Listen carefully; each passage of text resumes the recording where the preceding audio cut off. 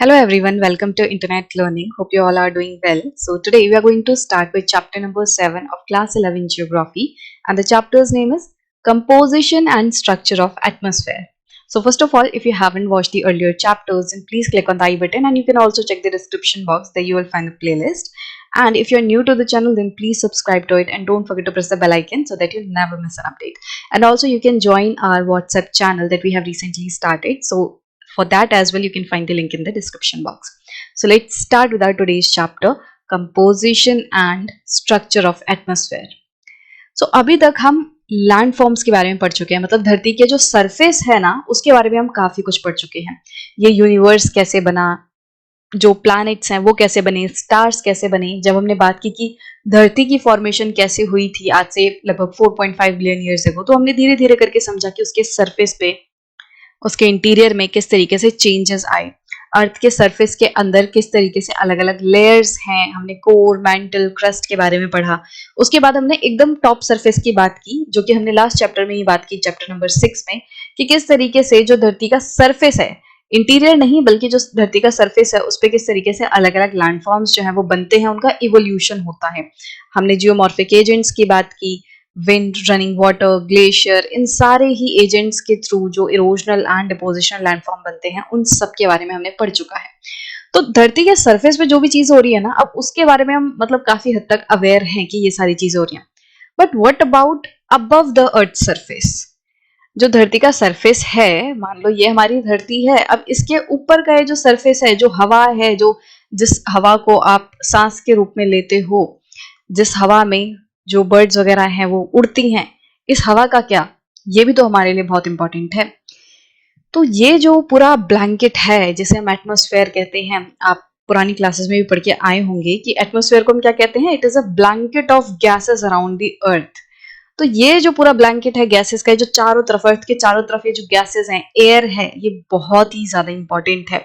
इसी की वजह से अर्थ के ऊपर लाइफ पॉसिबल है. अगर ये एटमॉस्फेयर नहीं होता तो धरती पे लाइफ ही पॉसिबल नहीं हो पाती, right.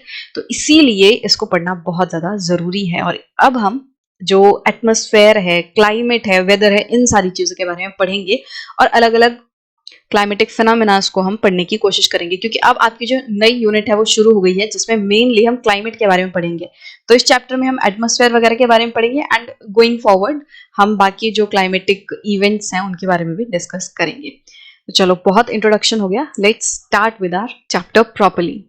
So can a person live without air? आप ही बताओ कि क्या कोई पर्सन बिना हवा के जी सकता है? नहीं जी सकता है ना. इसका तो आंसर हमें पता ही है, हमें आगे पढ़ने की जरूरत ही नहीं है ना. So we eat food 2 to 3 times a day and drink water more frequently but breathe every few seconds. हम दिन में 2-3 बार खाना खाते हैं और उससे कहीं ज्यादा बार पानी पीते हैं.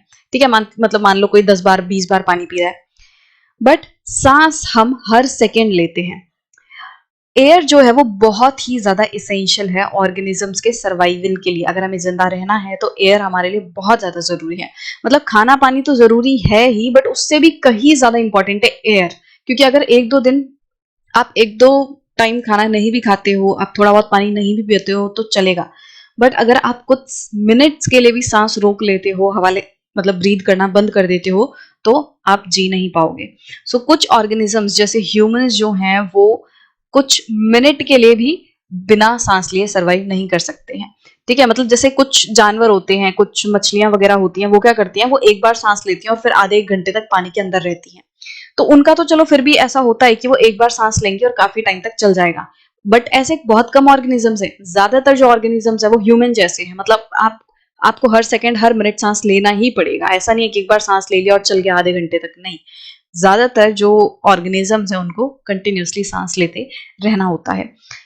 सो यही एक तरीके से इतना जानना ही हमारे लिए काफी है इस चीज को समझने के लिए कि एटमॉस्फेयर और एयर कितनी इंपॉर्टेंट है. इसके बिना हम जी ही नहीं सकते. तो इतनी इंपॉर्टेंस है इस चीज की, और इसीलिए इसके बारे में डिटेल में समझना अपने आप ही इंपॉर्टेंट बन जाता है. भाई जो चीज हमारे जीने के लिए इतनी इंपॉर्टेंट है, क्या हमें उसके बारे में डिटेल में नहीं जानना चाहिए? सो मान लो हमारी ये अर्थ है और इसके चारों तरफ बहुत सारी गैसेस हैं, गैसेस का मिक्सचर है. ठीक है, इस तरीके से. अब इस गैस के बियॉन्ड आप समझ सकते हो, यहाँ पे पूरा स्पेस है, ये जो अंतरिक्ष आप समझ सकते हो वो है. बट अर्थ के काफी किलोमीटर तक आप देखोगे अर्थ के ऊपर कुछ किलोमीटर तक इस तरीके से एक पूरा गैसेस का लेयर देखने मिलेगा। इसमें अलग अलग गैसेस होती हैं, इसमें वाटर वेपर, बहुत सारी चीजें होती हैं, डस्ट पार्टिकल्स भी होते हैं, तो काफी सारी चीजें इसमें होती हैं।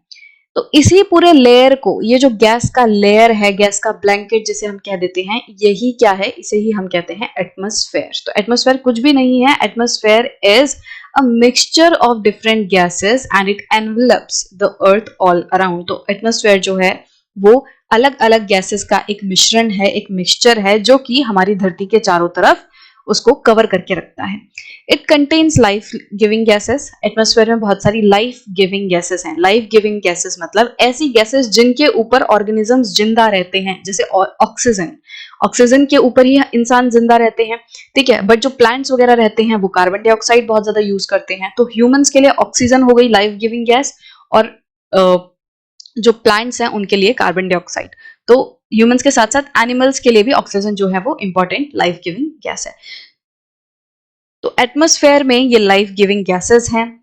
The air is an integral part of the earth's mass and 99% of the total mass of the atmosphere is confined to the height of 32 kilometre from the earth surface.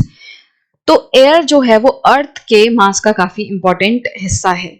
काफी एक तरीके से यूं कह सकते हैं, अर्थ का जो ओवरऑल मास है उसमें एयर काफी ज्यादा कंट्रीब्यूट करती है। तो एटमॉस्फेयर का ज्यादातर जो मास है वो 32 किलोमीटर तक सीमित है। मतलब जो जितनी भी ज्यादातर गैसेस वगैरह हैं एटमॉस्फेयर की, वो 32 किलोमीटर तक मैक्सिमम वो कवर हो जाती हैं। The air is colourless and odourless. हवा जो है वो कलरलेस है। कलरलेस मतलब उसका कोई रंग नहीं है। ओडरलेस मतलब, ओडर का मतलब होता है स्मेल, ठीक है। तो ओडरलेस मतलब उसमें कोई भी स्मेल नहीं है, कोई महक भी नहीं है। हवा को आप सिर्फ और सिर्फ, मतलब इस एयर को, इस एटमॉस्फेयर को आप सिर्फ और सिर्फ महसूस कर सकते हो जब वो विंड के रूप में बहती है।